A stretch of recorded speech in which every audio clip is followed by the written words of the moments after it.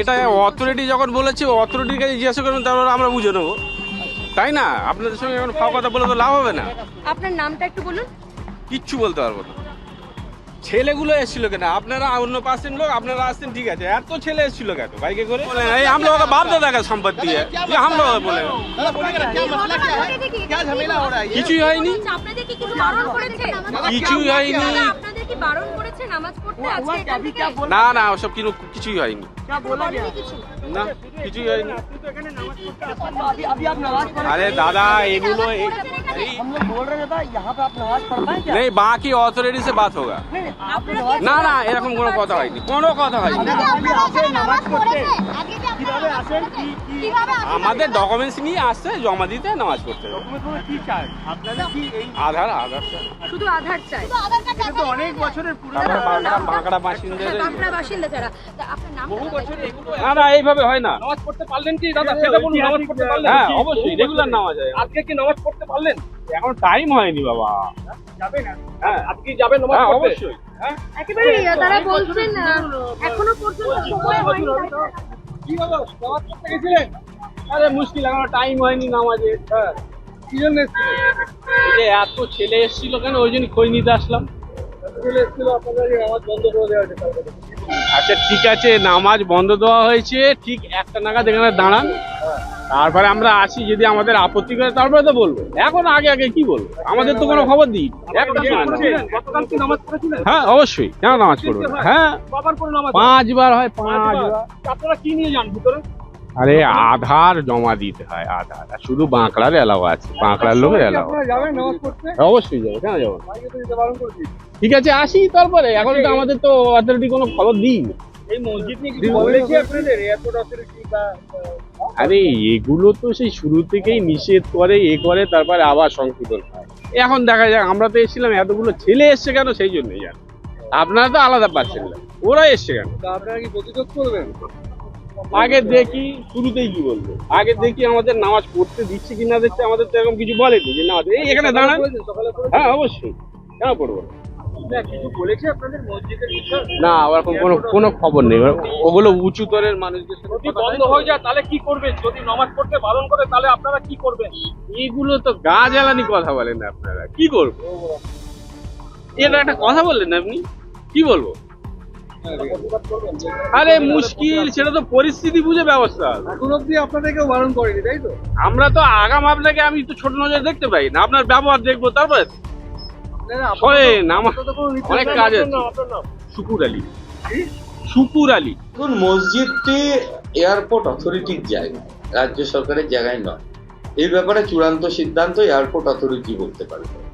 কিন্তু আমি যে বিষয়টা আপনাদের সঙ্গে বলতে চাই, এই মসজিদটির জন্য এক ধারে যেরকম নিরাপত্তা বিঘ্নিত হচ্ছে, লক্ষ লক্ষ যাত্রীর জীবন ঝুঁকিতে থাকছে।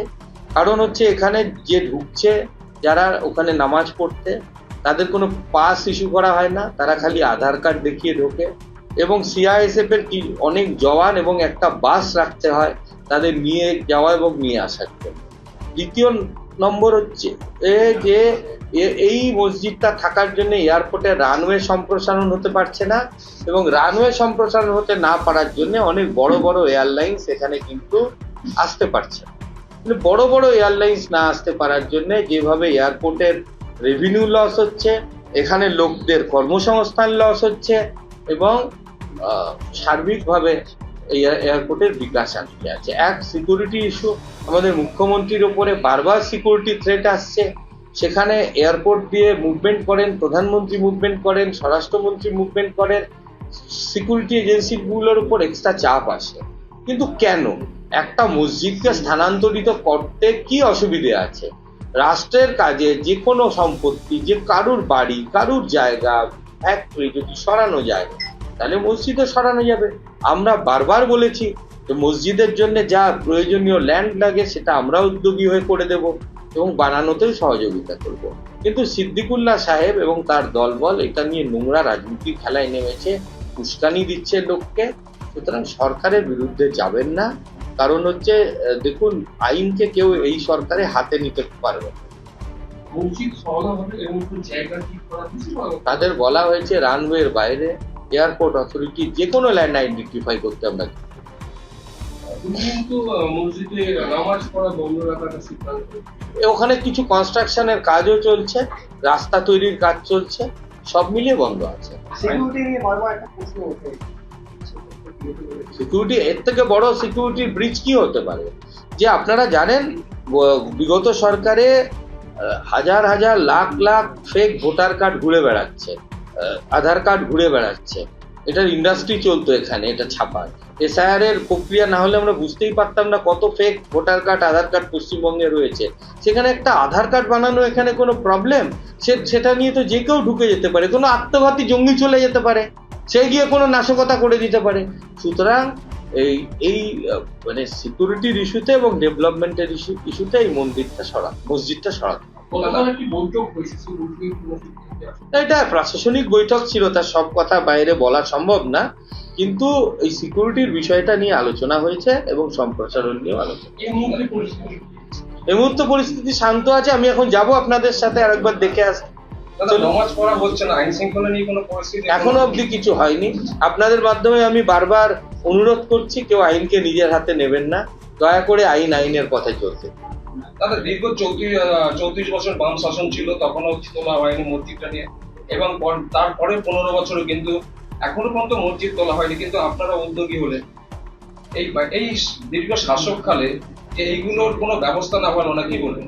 অ্যাপিসমেন্ট পলিটিক্স, তোষণের রাজনীতি, একটি বিশেষ সম্প্রদায়কে খুশি রাখার জন্য রাজ্যের রেভিনিউ লস, সিকিউরিটির এত বড় থ্রেট, বিজেপি সরকার এগুলো চলবে না।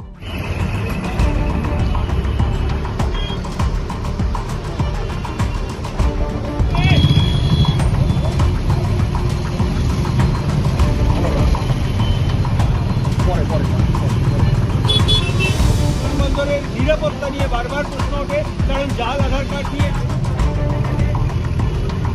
জানানো হচ্ছিল মসজিদ সরিয়ে নিয়ে যাওয়ার ব্যাপারে।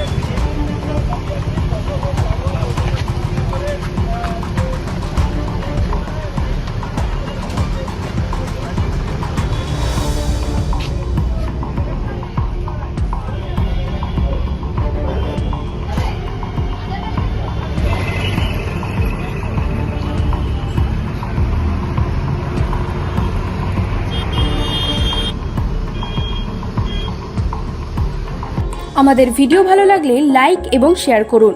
কমেন্ট সেকশনে গিয়ে জানান আপনাদের মতামত।